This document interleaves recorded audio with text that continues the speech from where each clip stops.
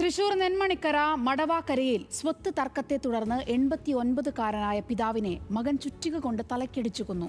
മടവാക്കര സ്വദേശി കൃഷ്ണനാണ് കൊല്ലപ്പെട്ടത്. സംഭവത്തിൽ മകൻ രാധാകൃഷ്ണനെ പുതുക്കാട് പോലീസ് അറസ്റ്റ് ചെയ്തു. ദുരൂഹ മരണം എന്ന സംശയത്തിൽ പോലീസ് നടത്തിയ സമഗ്രമായ അന്വേഷണത്തിലാണ് നാടിനെ നടുക്കിയ കൊലപാതകത്തിന്റെ ചുരുളഴിഞ്ഞത്.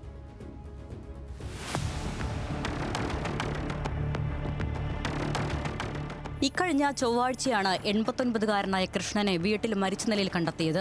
ഭാര്യയുടെ മരണശേഷം വർഷങ്ങളായി ഒറ്റയ്ക്ക് താമസിച്ചു വരികയായിരുന്ന കൃഷ്ണനെ മകൻ മുരളീധരൻ ഫോണിൽ വിളിച്ചെങ്കിലും പ്രതികരണമൊന്നും ഉണ്ടായിരുന്നില്ല. തുടർന്ന് പുതുക്കാട് പോലീസുമായി സ്ഥലത്തെത്തി വീട് തുറന്ന് പരിശോധിച്ചപ്പോഴാണ് കൃഷ്ണന്റെ മൃതദേഹം കണ്ടെത്തിയത്. കിടപ്പുമുറിയിലെ കട്ടിലിൽ ഭിത്തിയിൽ ചാരിയിരിക്കുന്ന നിലയിലായിരുന്നു മൃതദേഹം. തലയിൽ ഇടതു ചെവിക്ക് താഴെ ആഴത്തിലുള്ള മുറിവ് കണ്ടതോടെയാണ് പോലീസിന് ദുരൂഹത തോന്നിയത്. തുടർന്ന് നടന്ന പോസ്റ്റ്മോർട്ടത്തിലാണ് സംഭവം അതിക്രൂരമായ കൊലപാതകമാണെന്ന് തെളിഞ്ഞത്.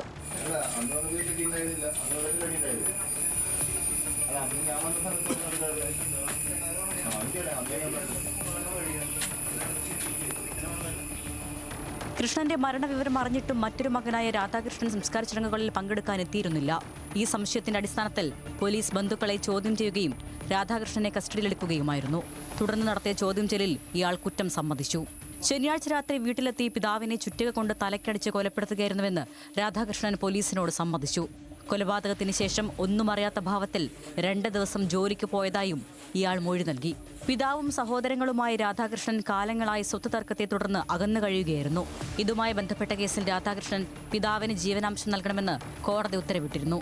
ഇതിലുണ്ടായ കടുത്ത വൈരാഗ്യവും തർക്കവുമാണ് കൊലപാതകത്തിലേക്ക് നയിച്ചതെന്ന് പോലീസ് വ്യക്തമാക്കി. അറസ്റ്റ് രേഖപ്പെടുത്തിയ പ്രതിയെ കോടതിയിൽ ഹാജരാക്കി റിമാൻഡ് ചെയ്തു. ന്യൂസ് മലയാളം, തൃശൂർ.